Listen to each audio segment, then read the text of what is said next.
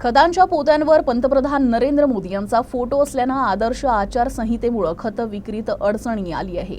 यावर नेमकं काय करावं असा प्रश्न कृषी केंद्र संचालकांना पडलाय। स्टिकर लावून फोटो झाकायचा असेल तर संबंधित कंपन्यांनी स्टिकर पुरवावीत असे विक्रेत्यांचे म्हणणे आहे। मात्र सध्या खत विक्री थांबवण्यात आली आहे। याचा फटका मात्र शेतकऱ्यांना बसतोय। केंद्र शासनाच्या खते विभागानं देशात भारत या एकाच नावाखाली विविध खतांचा पुरवठा करण्याच्या सूचना संबंधित कंपन्यांना दिल्या।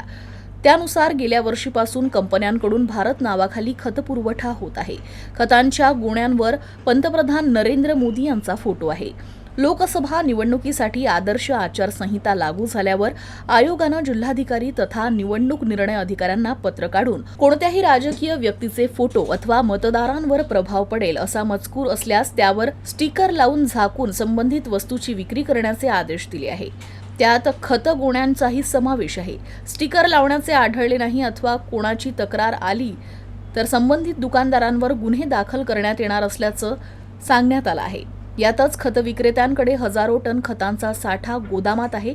आता सध्या उन्हाळी धान पिकासह भाजीपाला आणि ऊस पिकासाठी शेतकरी खताची मागणी करत आहे।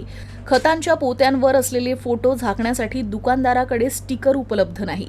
बाजारातून अशी स्टिकर विकत आणणे दुकानदारांना परवडत नाही। त्यामुळे विक्रेत्यांसमोर अडचण निर्माण होत आहे। तर गोदामात खतांचा पुरेसा साठा उपलब्ध असला तरी कृषी केंद्र संचालक ते शेतकऱ्यांना विक्री करू शकत नाही। तेव्हा संबंधित कंपन्यांनी फोटोवर स्टिकर लावण्याची व्यवस्था करावी अशी मागणी कृषी केंद्र संचालकांनी केली आहे।